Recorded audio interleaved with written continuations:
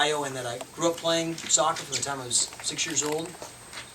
Played at Green River Community College for 1 year, and then I went to the University of Washington and played for the Huskies.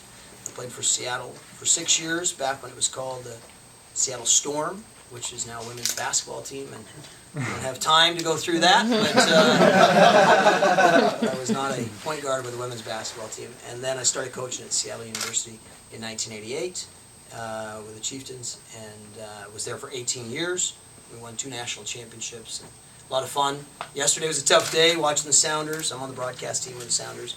But one of our former players plays for Houston, so Cam Weaver. And it's a great story, and it's the kind of story I hope we tell about Kitsap Puma players in years to come. And the story with Cam Weaver is that he's from Kent. He only played high school soccer, didn't play youth soccer. Realized he loved playing. He went to Skagit Valley Community College. He's a big, strong kid. We saw him in a game. No one else recruited him, and we thought, the kid is very good. And over time, he came to CLU, never started for us. And I told him one day in a game in California, I looked at him, I was trying to sub him in to a game, and there was 10 minutes to go in the half.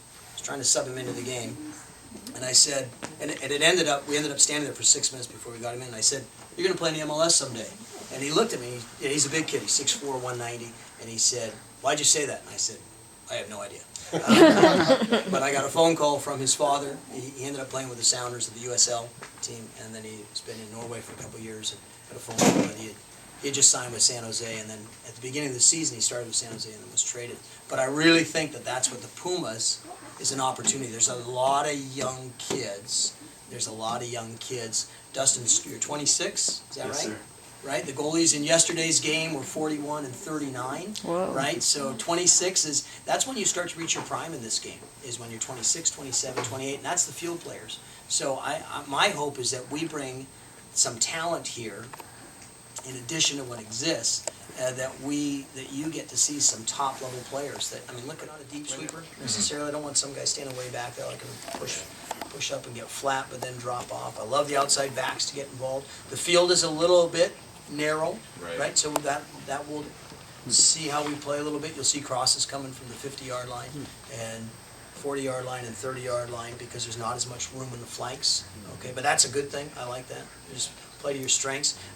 We work hard, and then I like us to be skillful and organized, like restarts. I know that long throw on a field like this is successful, right? So a lot of pride. Forwards have to defend. Unless they score a lot of goals, and then we have fun with those guys too. We had a guy at CLU who scored 23 goals in 22 games, and he was the National Player of the Year, Bobby McAllister. And I used to say, remember that time when you slid and you got dirt on your knee and on your hip? It was so neat the way you had a slide tackle, right? And I just say, you score goals, we'll let the other guys tackle. So there's a guy who scores tons of goals, then we may give him the less defensive stuff, right? And then we worry about it. You can't worry about winning the Open Cup until you get to the final. And you can't do that until you win the semifinal. So when I was at CLU, we didn't win much. My first year was the 9th losing season in a row, and then in 10 years we won the national championship. And so high expectations for winning, just because it's possible. There's enough talent in the Northwest. You guys have done a great job of bringing players in from all around. So our job is going to be to continue that. Hard work. It's fun. Why did you get out of coaching at CLU? When did you leave? When did I leave CLU? No, why? Why? Difference in philosophy. So with the athletic department. Yeah. It's tough. I love that place. I was a Catholic guy, so yeah. It's all right though.